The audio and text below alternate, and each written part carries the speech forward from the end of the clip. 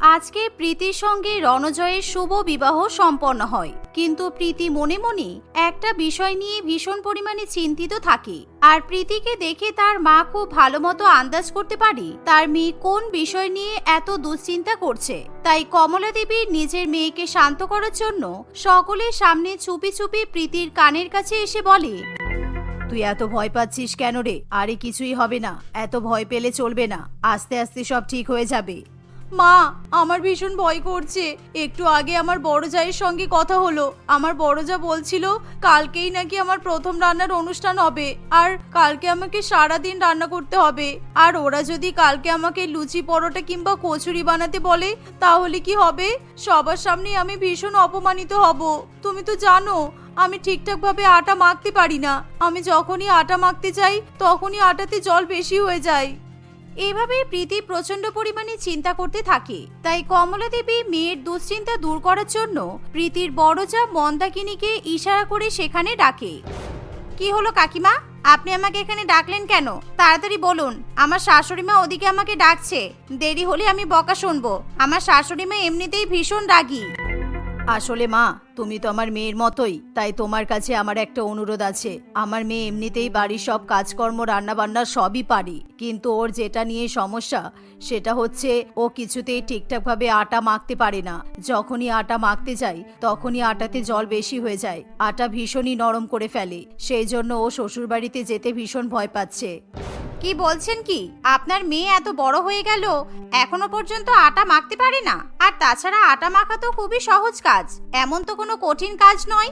আমরা যখন সম্বন্ধ দেখতে এসেছিলাম তখন তো আপনারা বলেছিলেন আপনাদের মেয়ে রান্নাবান্না সবই পারে। তাহলে এখন? আরে না না, ও সত্যি সব পারে, কিন্তু ওর আটা মাখাতেই সমস্যা। আর কালকে তো ওর প্রথম রান্নার অনুষ্ঠান, তাই ওকে যদি রুটি পরোটা বা লুচি জাতীয় কোনো খাবার রান্না করতে বলা হয়, তুমি দয়া করে ওকে একটু সাহায্য করো।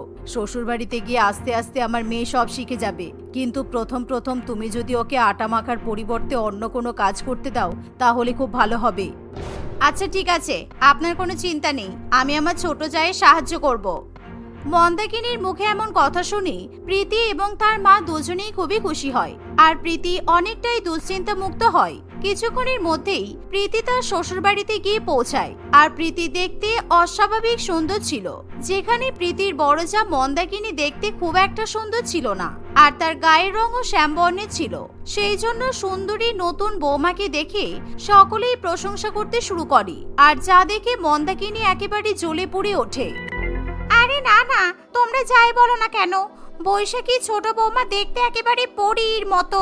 ঠিকই আছে, ওর বড় বৌমা তো দেখতে ভালো নয়, গায়ের রং শ্যাম বর্ণের। অন্তত ছোট বৌমা তো সুন্দর হয়েছে।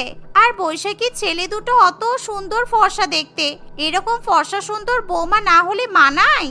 শুনেছি নাকি ছোট বৌমা বাড়ির সব কাজকর্মও করতে পারে।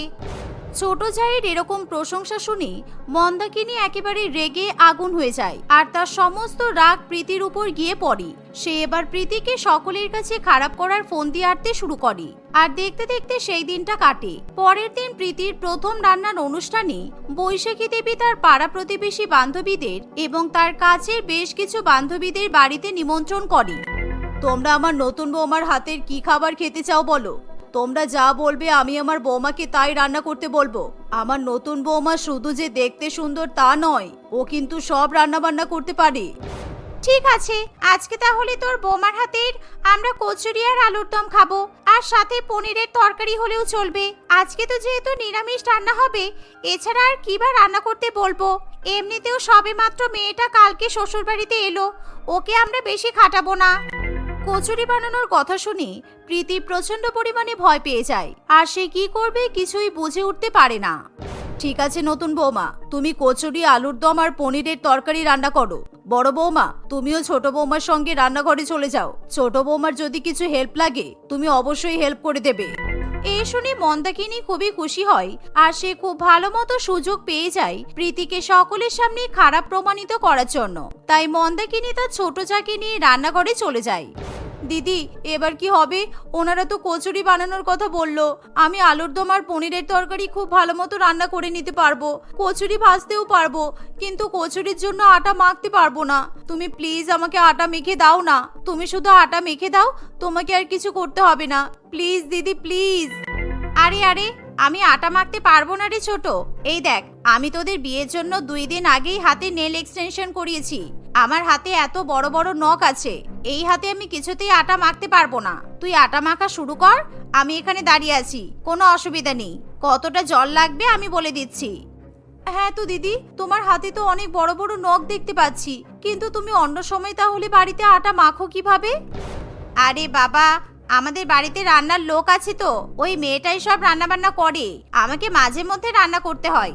যখন বাড়ির কারোর স্পেশাল কিছু খেতে ইচ্ছে হয় তখন আমাকে রান্না করতে বলে। তোর ক্ষেত্রেও তাই হবে। কিন্তু আজকে যেহেতু তোর প্রথম রান্নার অনুষ্ঠান, তাই কাজের মেয়েকে শাশুড়ি মা ছুটি দিয়েছে। আজকে সারা দিন কিন্তু তোকেই রান্না করতে হবে।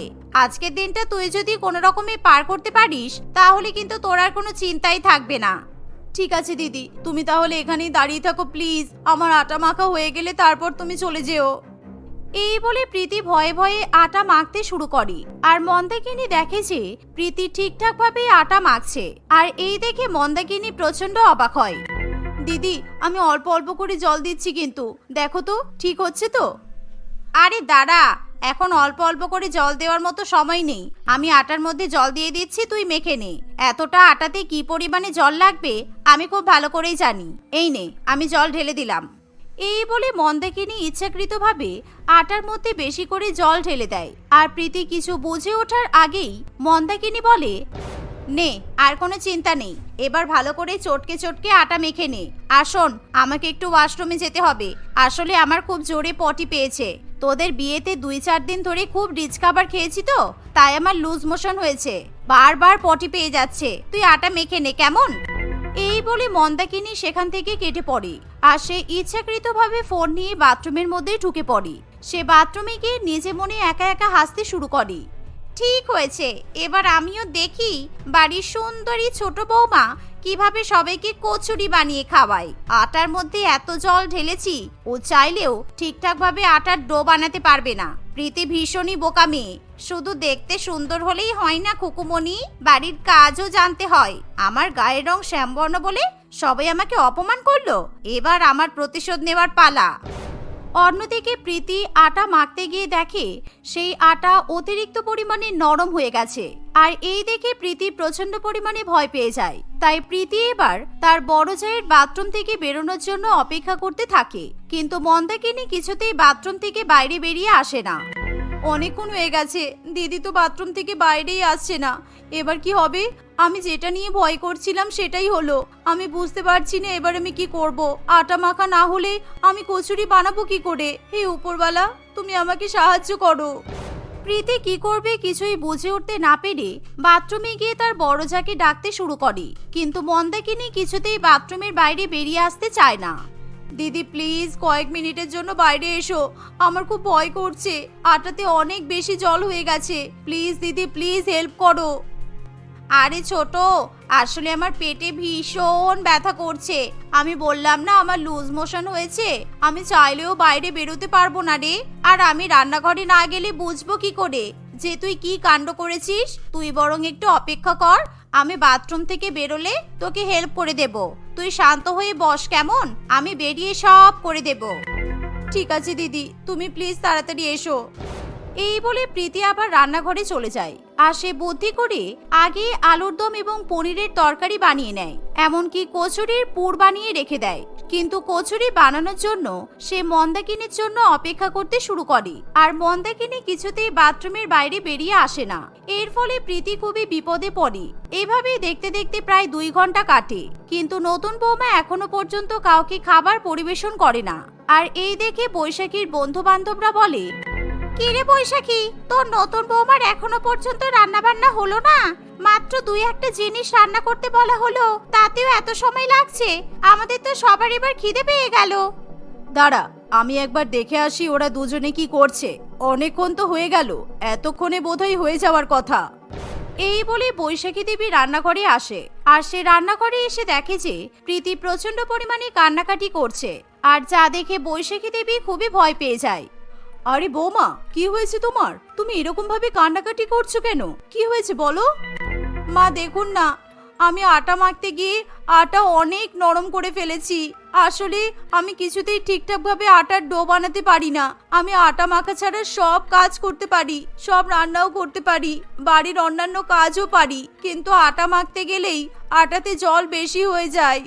আর এতে কান্নার কি আছে? এটাতে যে কোনো কারোর সঙ্গেই হতে পারে। আর আমি তো বড় বৌমাকে তোমার সঙ্গে পাঠিয়েছিলাম যাতে তোমার কোনো অসুবিধা না হয়। বড় বৌমা কোথায় গেছে? দিদি বলল দিদির নাকি পেট খারাপ করেছে। দিদি 2 ঘন্টা আগে বাথরুমে গেছে, কিন্তু কিছুতেই দিদি বাইরে বেরোচ্ছে না। আর আটাতে আমি জল দিইনি তো, আটাতে দিদিই জল ঢেলে দিয়ে গেছে। আর জানেন মা, কালকে শ্বশুর বাড়িতে আসার আগে আমার মা দিদিকে বলেছিল যাতে আমাকে আজকে প্রথম রান্নার দিনে আটা মাখতে হেল্প করে, কিন্তু এভাবে প্রীতি তার শাশুড়ি মাকে সব কথা বলে। আর সবটা জানার পর বৈশাখী দেবী খুব ভালো মতোই বুঝতে পারে যে মন্দাকিনী ইচ্ছাকৃতভাবে এমন কাণ্ড ঘটিয়েছে, কারণ কিছুক্ষণ আগে বৈশাখী দেবী তার বড় বৌমাকে অনেক অনেক বিরিয়ানি খেতে দেখেছিল। এর ফলে বৈশাখী দেবীর মাথা প্রচন্ড পরিমাণে গরম হয়ে যায়, কিন্তু সে কোনো রকমে তার মাথা ঠান্ডা করে, কারণ বাড়িতে তখন তার বন্ধু বান্ধব আত্মীয় স্বজন উপস্থিত ছিল।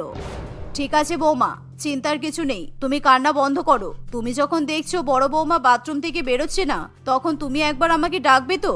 এসো, আমি তোমাকে শিখিয়ে দিচ্ছি আটাতে জল বেশি হয়ে গেলে কি করতে হয়। তুমি বেশি করে শুকনো আটা নিয়ে আটার মধ্যে মিক্স করো।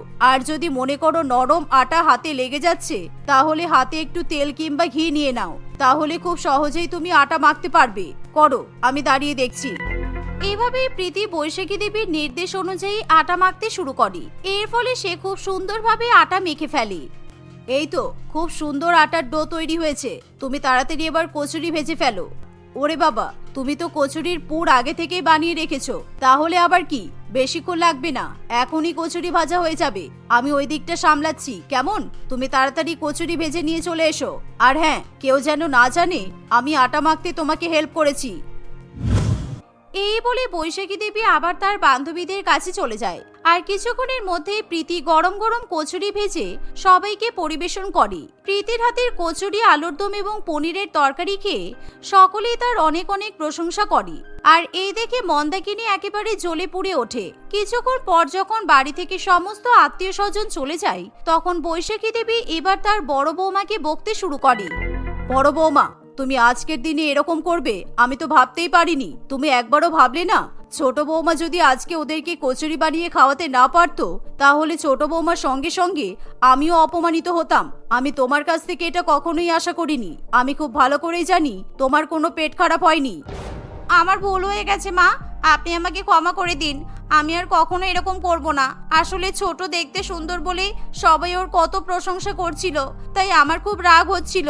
আর রাগের বশে আমি এরকম কাণ্ড ঘটিয়ে ফেলেছি। ছোট, আমাকে ক্ষমা করে দে। আজকের পর থেকে আমি তোকে আমার বোনের মতোই দেখব।